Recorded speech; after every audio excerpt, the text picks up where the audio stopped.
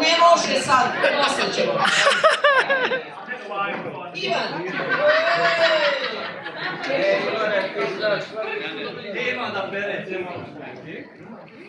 Čestitamo, Ivane. Lijepo zapakovano sa srdićima, nešto, ne znam šta je. 3, 3, 2, plava.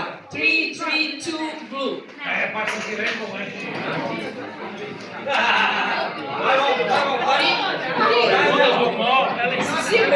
Obrade, koliko si dobio do sada? ovo su Irina i Zora od prošle godine. Vračare neke, jel vračare? Ovo je bilo prošle godine. Evo još jedan veseli paketić sa malim Ima još vremena.